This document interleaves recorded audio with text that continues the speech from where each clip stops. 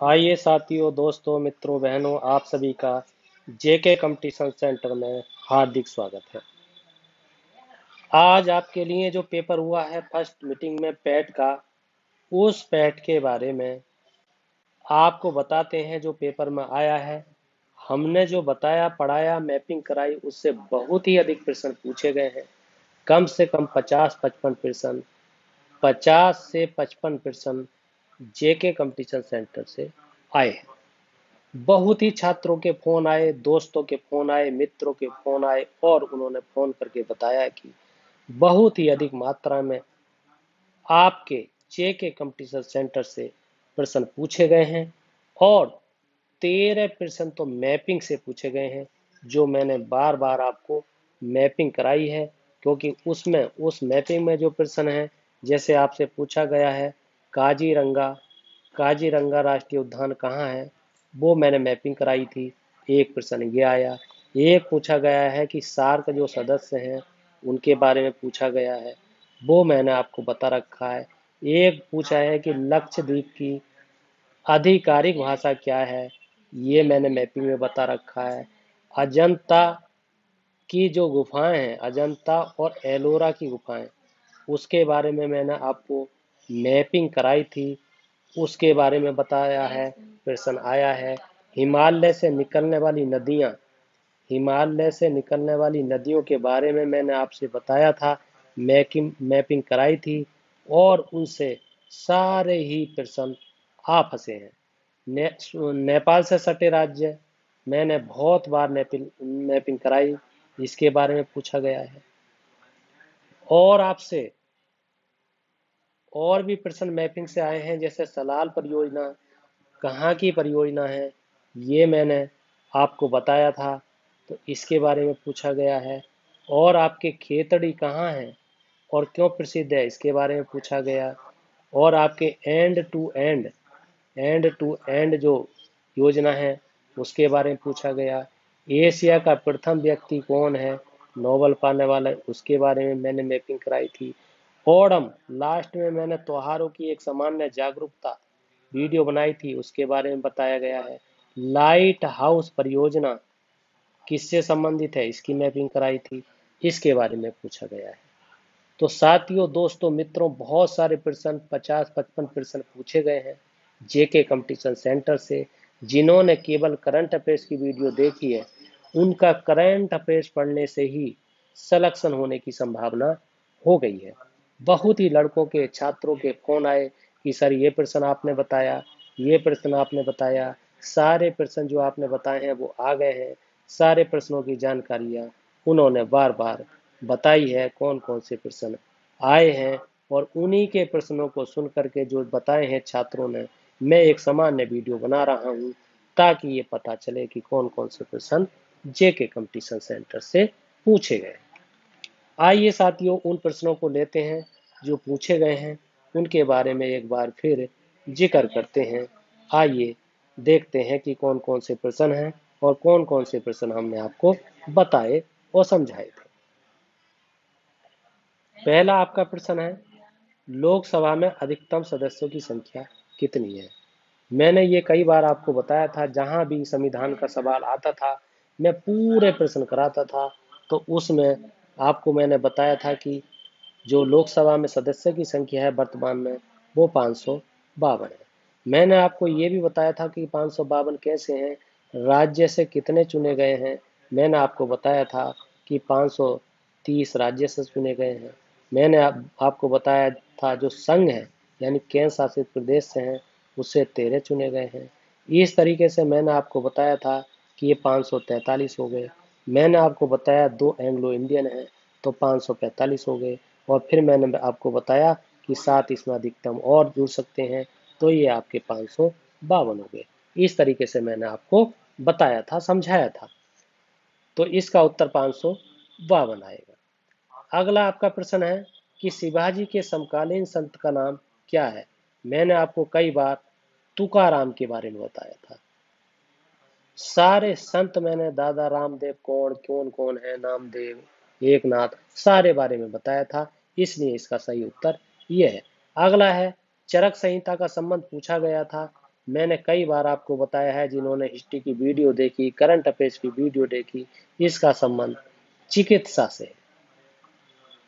ये मैंने आपको बताया। और अगला प्रश्न देखिए, संतरे में कौन सा विटामिन पाया जाता है? बहुत ही सरल, मैंने कई बार बताया आपको, विटामिन सी पाया जाता है।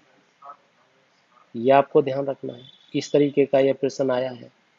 अगला है आपका 18 कैरेट जो सोना है उसका प्रतिशत क्या होता है? बहुत बार मैंने आपको बताया है, 75% होता है। आइए आगे देखते हैं कौन कौन से प्रश्न आए हैं। अगला प्रश्न है, अंतरिक्ष में जाने वाली दूसरी महिला। मैंने कई बार अपने पढ़ाते समय आपको समझाया है कि प्रथम महिला कौन है, तो उसका नाम मैंने आपको कल्पना चावला बताया था। जिन्होंने पूरी वीडियो करंट अफेयर्स की देखी है उनका कंपटीशन पैट का क्वालिफाइड हो गया है, ऐसा समझ लीजिए। दूसरा सवाल है, किस पहलवान पर 2 साल का प्रतिबंध लगा, उसका नाम क्या है? कई बार हमने आपको बताया, श्रीसा बादला इसका नाम है, ये बताया कई बार। अगला है आपका, बंगाल का प्रथम गवर्नर जनरल कौन था? कई बार बंगाल के बारे में आया, बारेन हेस्टिंग्स नाम है, और 1772 की बात है। ये आपको बताया था मैंने। 1772 से लेकर 1784 तक ये वही हेस्टिंग्स हैं जिन पर महाभियोग का मुकदमा चला था और जिन्हें कायर, चूहा, उल्लू आदि संज्ञा इन्हें दी गई थी। ये मैंने कई बार आपको बताया था।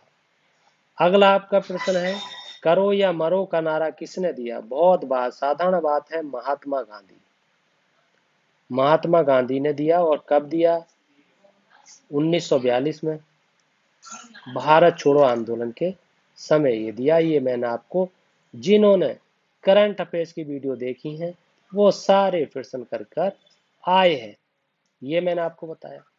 अगला है आपका, हिमालय से निकलने वाली नदियां कौन कौन सी हैं? इसके बारे में प्रश्न पूछा गया है। बहुत सारी नदियां हैं, मैंने मैपिंग करते समय आपको बताया, जैसे गंगा नदी है, आपकी कावेरी है, इसके बारे में ही पूछा गया, और आपका गोदावरी के बारे में पूछा गया था, और आपका ब्रह्मपुत्र के बारे में पूछा गया था। ये सारी नदियों के बारे में पूछा गया था। आइए आगे देखते हैं। अगला है प्रश्न जो आया, होम रूल लीग की स्थापना कब? तो मैंने ये बहुत बार बताया है कि होम रूल लीग की स्थापना तो 1916 में। मैंने कई बार बताया कि हुई कहाँ? पूना में हुई। और कहाँ हुई? मद्रास में हुई। ये मैंने आपको बताया। मद्रास पूना में किसने की? तो मैंने आपको बताया था कि बाल गंगाधर तिलक ने की थी। ये आपको ध्यान रखना था और सीखा उसको। और अगर मद्रास की बात आए तो मद्रास में किसने की? तो एनी बेसेंट ने की। ये मैंने कई बार आपको समझाया था। और तिलक ने अप्रैल 1916 में इसकी स्थापना की, और एनी बेसेंट ने सितंबर 1916 में इसकी स्थापना की। ये आपको ध्यान रखना था। आइए अगला प्रश्न देखते हैं। वंश का अनुक्रम आया था, तो उसमें पूछा गया था कौन सा शासक। मैं कई बार आपको बताया था कि सबसे पहले कौन सा वंश आता है? गुलाम वंश आता है। और गुलाम वंश का शासक कौन सा है? इल्तुतमिश है। गुलाम वंश के बाद में खिलजी वंश आता है, और खिलजी वंश का शासक इसमें कौन सा दिया था? अलाउद्दीन खिलजी। खिलजी वंश के बाद में आपका जो शासक आता है वो तुगलक आता है, मगर इसमें तुगलक के बारे में ना देकर के शेरशाह सूरी दिया था, और उसके बाद में अकबर दिया था। तो ये प्रश्न आसानी से हो जाना था। आइए अगला प्रश्न देखते हैं। ठोस चालक में जो प्रधानता थी, विद्वानता थी, उसके बारे में पूछा गया था कि प्रोटॉन थी, आपसे पूछा था इलेक्ट्रॉन थी, आपसे पूछा था न्यूट्रॉन थी, और एक था आपका कोई नहीं। इस तरीके का ये प्रश्न इसमें पूछा गया था, जो वही ही सरल तरीके से आपको बता देना था। आइए आगे देखते हैं। अगला है आपको ब्लीचिंग पाउडर का सूत्र पूछा था। ये प्रश्न के बारे में बहुत ज्यादा कहना, कोई बहुत साधारण प्रश्न है और इसका आपको उत्तर बता देना था CaOCl2। ये इसका उत्तर था। अगला प्रश्न है कि शिक्षा मौलिक अधिकार के किस अनुच्छेद के अंतर्गत आती है। आपको कई बार बताया है मैंने, अनुच्छेद 21 के या ए, ऐसे करके आपको याद रखना था। आगे पूछा गया था कि अनुच्छेद 29 का संबंध किससे है, तो आपका उत्तर था उसमें अल्पसंख्यकों के अल्पसंख्यक के हितों के अधिकार से, हितों के अधिकार से, ये इसका उत्तर था। ये आपको बता देना था। आगे आपका प्रश्न है स्वास्थ्य और स्वच्छता किस अनुसूची के अंतर्गत रखी गई है, उसमें पूछा गया था। मैंने कई बार जब अनुसूचियां बताई थी तो आपको एक अनुसूची बताई थी मैंने, 7वीं अनुसूची। 7वीं जो अनुसूची है उसका संबंध होता है केंद्र, राज्य और संपत्ति सूची का उसमें उल्लेख है। तो इसी में जो स्वास्थ्य और स्वच्छता है वो उत्तर मांग रहा किस अनुसूची में, तो इसका पूछा था 7वीं अनुसूची में। ये आपको बताना था। आइए आगे देखते हैं। अगला है आपका पंचायती राज का उल्लेख। पंचायती राज का उल्लेख उसमें किया गया था और उसमें आपसे पूछा था कि मौलिक अधिकार है, नीति निर्देशक तत्व है, ये आपके मौलिक कर्तव्य हैं या इनमें से कोई नहीं है। तो आपका उत्तर था कि नीति निर्देशक तत्व, नीति निर्देशक तत्व। और वो क्यों था, क्योंकि आपको ये ध्यान रखना है जो नीति निर्देशक तत्व है, एक अनुच्छेद है 40 और इसमें ग्राम पंचायतों के जो गठन है उस पर उल्लेख किया गया है। इसलिए मौलिक अधिकारों में ग्राम पंचायत का उल्लेख नहीं है, मौलिक कर्तव्य में ग्राम पंचायत का उल्लेख नहीं है। इसका उत्तर नीति निर्देशक तत्व आएगा। आइए अगला देखते हैं। उद्देश्य प्रस्ताव किसने प्रस्तुत किए, तो आपको बता देना था पंडित जवाहरलाल नेहरू। मैंने संविधान की वीडियो बनाते समय इस उद्देश्य प्रस्ताव को बहुत ही सटीक तरीके से बताया था, ये आपको ध्यान रखना है। आगे देखिए, नेपाल से सटे राज्य कौन कौन से हैं। मैंने मैपिंग कराई, अभी ही मैंने आपको बताया है कि 13 सवाल मैपिंग से आए हैं, जो बार बार मैं मैपिंग कराता था, बहुत अच्छी तरीके से आपको बताता था, समझाता था। वहां से बहुत प्रश्न आए और उनसे जुड़ करके और 40-45 प्रश्न आए हैं। कुल मिलाकर आपके 55 प्रश्न आए हैं, जो किसी का सिलेक्शन कराने के लिए अति महत्वपूर्ण है। नेपाल से सटे राज्य मैंने आपको बताया था, उस समय ध्यान होगा कि नेपाल से कौन कौन से राज्य सटे होते हैं। तो मैंने आपको बताया था कि एक उत्तराखंड है, ये मैंने आपको बताया था। एक मैंने आपको बताया था उत्तर प्रदेश है, ये आपको ध्यान रखना था।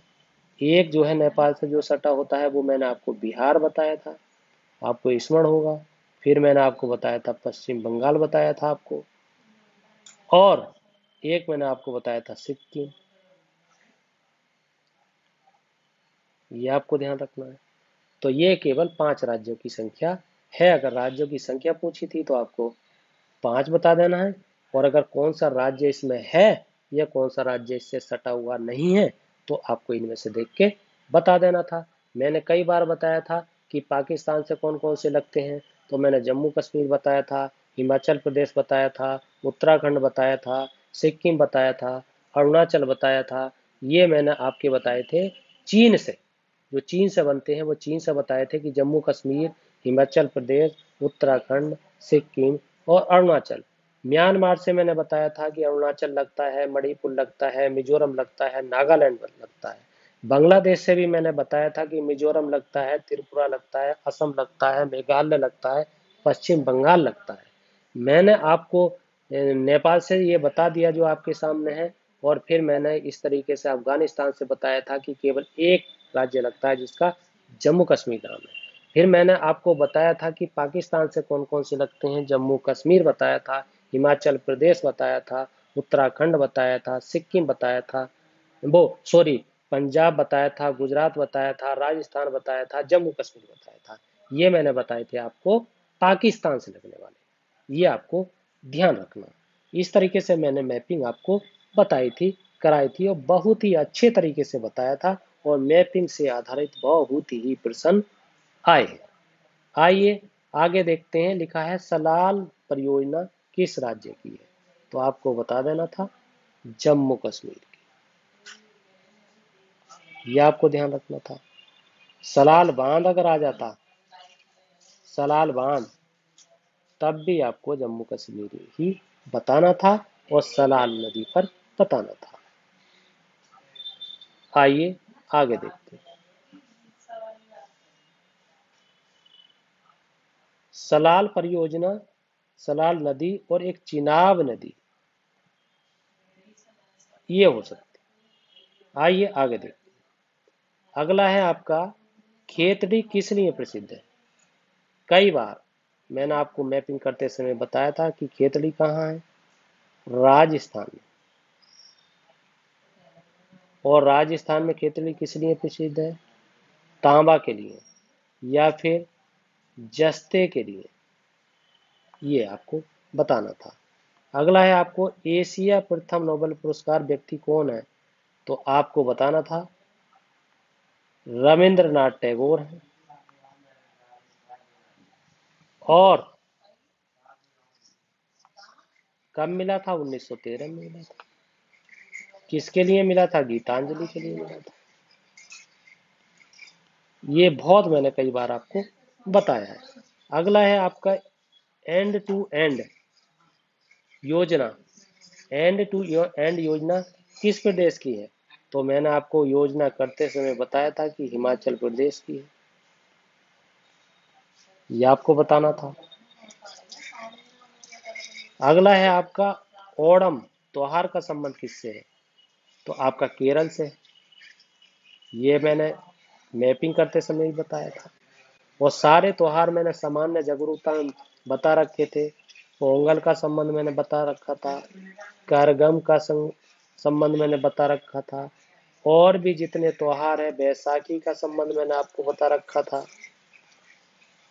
और मैंने आपको जो बिहार के हैं वो सारे बता रखे थे, राजस्थान के बता रखे थे, कर्नाटक के बता रखे थे, तमिलनाडु के बता रखे थे, गुजरात के बता रखे थे, आंध्र प्रदेश के बता रखे थे, तेलंगाना के बता रखे थे, आपके सारे बता रखे थे मैंने। इसलिए आपको किसी प्रकार की दिक्कत, जिन्होंने मैपिंग को समझा था, उसे नहीं होनी चाहिए। आगे देखते हैं। अगला है आपका लाइट हाउस योजना का संबंध किससे है, तो लाइट हाउस योजना इसमें ऐसे बताया छात्रों ने कि उसमें ये बताया था कि उसमें कुछ राज्य दिए थे, राज्य के जो जिले थे वो दिए थे, ये शहर दिए थे। जैसे उन्होंने बताया था कि जैसे एक रांची दिया था, एक आपका भोपाल दिया था, एक आपका बताया था अगरतला दिया था, ये दिए थे। और एक कोई ऐसा दिया था जो उनमें से नहीं था। तो रांची कहाँ है? रांची झारखंड में है। भोपाल कहाँ है? मध्य प्रदेश में है। अगरतला कहाँ है? त्रिपुरा प्रदेश में है। और ये लाइट हाउस योजना कहाँ कहाँ है, तो आपको ये झारखंड में है, मध्य प्रदेश में है, त्रिपुरा में है, उत्तर प्रदेश में है, उत्तर प्रदेश में, ये आपको ध्यान रखना था। और कहाँ कहाँ है, और आपकी ये गुजरात में, गुजरात में कोई तमिलनाडु का शहर दिया था और उसमें नहीं था, ये इसका प्रश्न का उत्तर था। आइए आगे देखते हैं, प्रकाश वर्ष किसका मात्रक है? दूरी का मात्रक है, ये बता देना था। एक प्रश्न आया था, ब्रह्म समाज, आर्य समाज, रामकृष्ण मिशन, सत्य शोधक समाज, इसमें मिलान करने के लिए आया था, क्योंकि ब्रह्म समाज की स्थापना किसने की थी? राजा राम मोहन राय ने की थी, ये आपको ध्यान रखना है। बहुत बार करंट अफेयर में मैंने इसका जिक्र किया था। और आपका आर्य समाज की दयानंद सरस्वती ने की थी, ये मैंने आपको कई बार बताया था। और आपकी जो रामकृष्ण मिशन है उसकी विवेकानंद से संबंधित है, ये आपको ध्यान रखना था। और सत्य शोधक समाज ज्योतिबा फूले से संबंधित है। इस तरीके से इसे मिलान करना था पूरे को, और मिलान के आधार पे ये सही हो जाना था। आइए आगे देखते हैं। आगे एक प्रश्न आया था कि बीसी 261 में क्या हुआ? कलिंग युद्ध हुआ। 622 ईस्वी में हिजरी सम्मत हुई। 1709 में औरंगजेब की मृत्यु हुई। 78 ईस्वी में शक सम्मत हुआ। जबकि इसमें क्या गलत था? औरंगजेब की जो मृत्यु थी वो 1707 में हुई थी। 1707 में, ये गलत है, इसलिए इसका उत्तर ये सही था। अगला प्रश्न बताते हैं कि आया सुभाष चंद्र बोस का त्याग पत्र, तो इसका पट्टा भी सीता रवैया एक उत्तर था। कुछ राजेंद्र प्रसाद बताते हैं, मगर ये प्रश्न मुझे सही तरीके से बता नहीं पाए कि ये प्रश्न किस तरीके से पूछा। यदि उन्होंने किसे हराया, अगर ये पूछा गया है, तो उत्तर इसका है पट्टाभी सीतारमैया, ये आपको ध्यान रखना है। और बाकी और किसी उपलक्ष्य में पूछा गया था ये, तो डॉक्टर राजेंद्र प्रसाद इसका उत्तर, ये आपको ध्यान रखना। आइए अगला प्रश्न देखते हैं क्या है। आगे है आपका, कोवैक्सीन किस देश को भारत में मुफ्त, कुछ इस तरीके से प्रश्न था कि किस देश को कोवैक्सीन सबसे पहले मुफ्त दी गई, तो इसका उत्तर जो था आपका वो घाना है, ये आपको याद रखना है। अगला प्रश्न है, यूडीआई कोड का संबंध किससे है? यूडीआई का कोड का संबंध किससे? आपका उत्तर होगा, मंत्रालय पूछा था, तो इसका उत्तर था शिक्षा मंत्रालय से, शिक्षा मंत्रालय से। और इसका अगर पूछा जाए कि क्या इसका वो है, तो इसकी एक फुल फॉर्म भी है, यूनिफाइड करके, यूनिफाइड है। और डिस्ट्रिक्ट है, डिस्ट्रिक्ट है। और आपका इंफॉर्मेशन है, इन्फॉर इंफॉर्मेशन है। और आपका था सिस्टम फॉर एजुकेशन, ऐसे करके इसकी फुल फॉर्म आ जाती है। ये आपको, ये फुल फॉर्म है यूडीआई कोड की, और शिक्षा मंत्रालय इसका उत्तर है, ये आपको ध्यान रखना था। आगे है कि बोर्ड परियोजना जो है वो किससे संबंधित है, मतलब किस प्रदेश, किसी प्रदेश का नाम मांगा गया था बोर्ड परियोजना, तो ये आपकी जो है वो राजस्थान से संबंधित है, राजस्थान, ये आपको ध्यान रखना है। अच्छा, ये इसका संबंध राजस्थान से है, मैंने कई बार करंट अफेयर्स में बताया, जो जो सूखे क्षेत्र है, उन सूखे क्षेत्र में बांस लगाना इसका प्रमुख उद्देश्य है इस योजना का। और इसका कहना, अगर इसका भी एक फुल फॉर्म है, जैसे कि बैम्बू करके है, बैम्बू, बैम्बू ओएसिस, ओएसिस मतलब ऑन और लैंड्स इन ड्राउट, और वो है वर्ल्ड, इस तरीके से इसकी ये यहाँ पर फुल फॉर्म है, ये आपको ध्यान रखना है। इसी तरीके से एक प्रश्न पूछा गया था कि फेमा का फुल फॉर्म क्या है, तो फेमा का इसका फुल फॉर्म है फॉरिन एक्सचेंज मैनेजमेंट एक्ट, ये इसकी फुल फॉर्म है, ये प्रश्न आपसे पूछा गया था।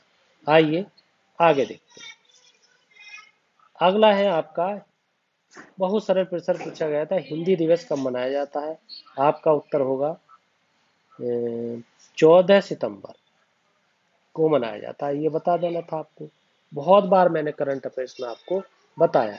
अगर विश्व में अंतर्राष्ट्रीय हिंदी दिवस पूछा जाता तो आपको बताना था 10 जनवरी। ये आपको ध्यान रखना था। इसके बाद में आपसे पूछा गया था कि दर्प का पर्यायवाची क्या है? दर्प, दर्प कहते हैं अहंकार को, दर्प कहते हैं घमंड को, अभिमान को।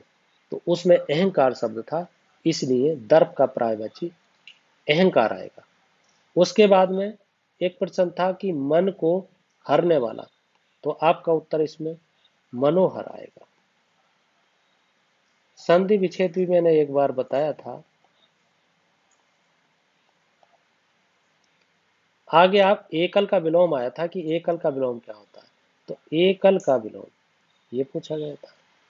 एकल है तो एक है और बहुल है तो बहुत है, ये आपको बताना था। उसके बाद में अगला प्रश्न था कि एकल आपका हो गया।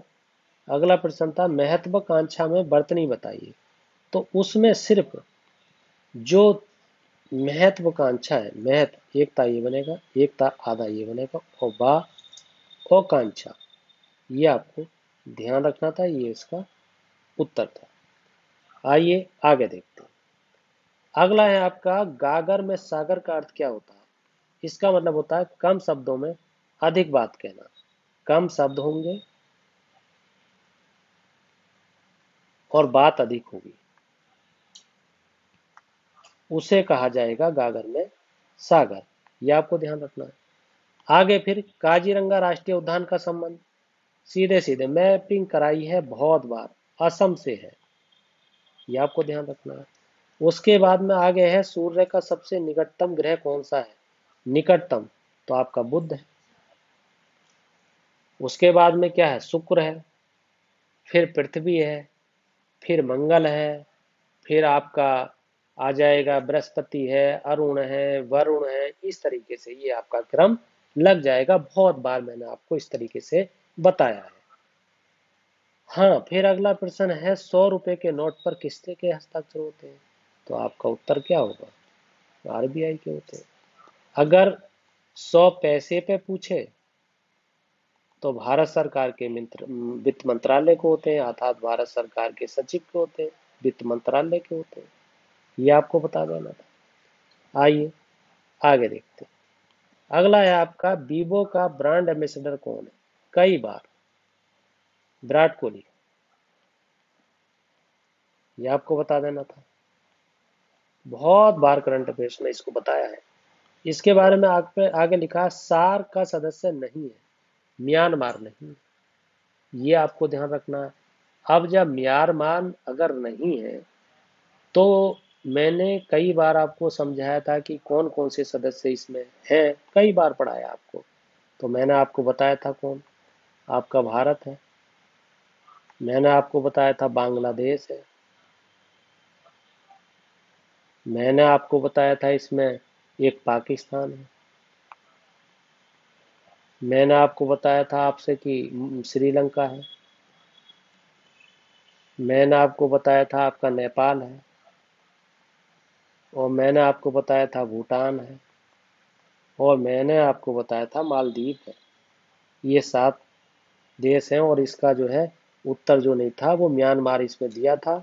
ये म्यांमार, इसी पे निशान लगाना था। और मैंने आपको अभी बताया था पीछे कि नेपाल से सटे हुए देश के बारे में पूछा गया था अभी। तो मैंने आपको क्या क्या बताया था? मैंने आपको उत्तराखंड बताया था,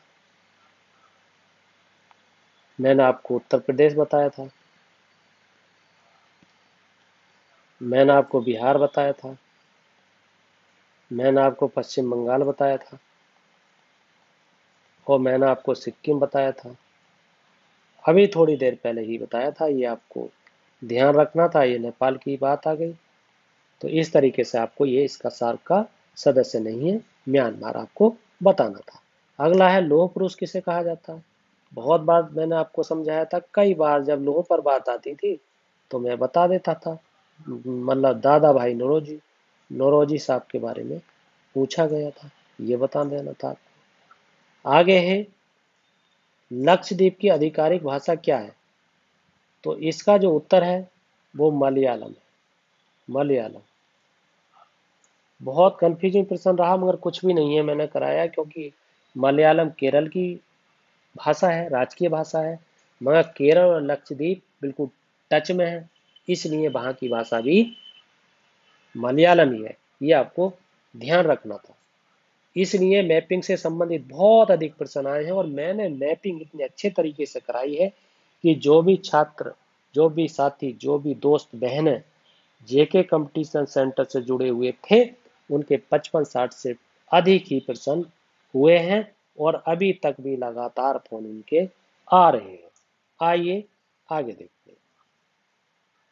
अगला है आपका बसंत विषुव की तिथि क्या है? 21 मार्च। इसी के आसपास आपका बसंत रखा जाता है, ध्यान रखना है, बहुत बार भूगोल में समझाया आपको। कोस्टा की राजधानी क्या है? इस तरीके से उसमें एक लिखा आया था सानो सानो ओजे करके, साने ओजे आया था, कहीं कहीं सानो होंजे भी लिखा हुआ है। ये उसकी राजधानी है, ये आपको ध्यान रखना था। एक फेमस का सिनोनिम्स आया था अंग्रेजी में कि फेमस का सिनोनिम्स क्या है, ये वाला प्रश्न आया था। एक आया था ट्रांसपेरेंट के जो एंटोनोमी है वो आया था आपका, आपको इसको बता देना था। आगे देखते हैं। आगे ये आपके कुछ मैथ के प्रश्न हैं। ये प्रश्न इस टाइप से आया था और इसका उत्तर ये होना था।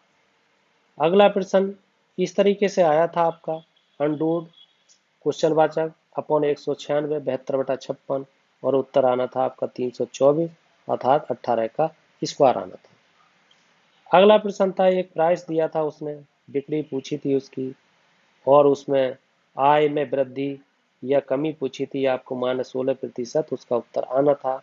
एक संबंधों पर आधारित सवाल था जिसका उत्तर बुआ था, ये आपको बताना था।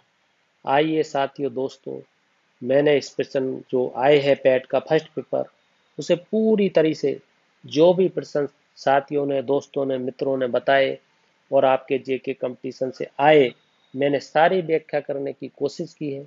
कहीं पर कोई एक आधा प्रश्न की व्याख्या करने से अगर मुझसे गलती हो गई है, आप क्षमा करेंगे और मुझे फीडबैक देंगे, बताएंगे कि ये प्रश्न का उत्तर आपने गलत बताया है, मैं उसे सुधार करूंगा, उसमें पूरी तरीके से आपको निखार करके फिर दोबारा से बताऊंगा। हाँ, एक प्रश्न और आया था, मुझे याद आ गया कि एक प्रश्न था निर्विज्ञान का संबंध किससे? निर्विज्ञान, ये पूछा गया था। इसका संबंध है मानव शास्त्र से। मानव शास्त्र या मानव से, जो भी उसमें लिखा होगा वो उत्तर होगा, क्योंकि मैंने कई बार निर के माने होते हैं नर और नर के माने होता है मानव, और विज्ञान तो इसमें है ही, ये आपको ध्यान रखना था। और एक आपसे सुपेश पोर्टल के बारे में पूछा गया था, मुझे स्मरण आया है, उसे मैं नोट नहीं कर पाया। इसका संबंध कैसे, आपको उत्तर बताना था सर्वोच्च न्यायालय से। ये सारी योजना, सारी चीजें मैं बता रखा है करंट अफेयर्स में। तो इसे इस तरीके से साथियों, दोस्तों, मित्रों, जो सेकंड पेपर है वो भी, उसके बारे में भी फोन आ रहे हैं, बता दूंगा, उसकी भी वीडियो बना दूंगा। मैं बनाने नहीं चाह रहा था मगर फिर भी बच्चों के, छात्रों के, साथियों के, दोस्तों के, मित्रों के फोन आए, बोले कि ये बहुत प्रश्न आपसे आए हैं, आप मैपिंग दोबारा से कराना और अच्छे तरीके से करंट को आप इसी तरीके से डील करते रहना ताकि हमारा पूरा भविष्य सुधरेगा। इसी तरीके से साथियों, अगर आप मेरा मनोबल बढ़ाना चाहते हैं तो इस चैनल को सब्सक्राइब कीजिए, लाइक कीजिए, कमेंट रोजाना कीजिए ताकि मैं और आप आपस में जुड़े रहें। लाइक कीजिए, कमेंट कीजिए और शेयर कीजिए और फीडबैक जरूर दीजिए। इसी के साथ आपका बहुत बहुत धन्यवाद।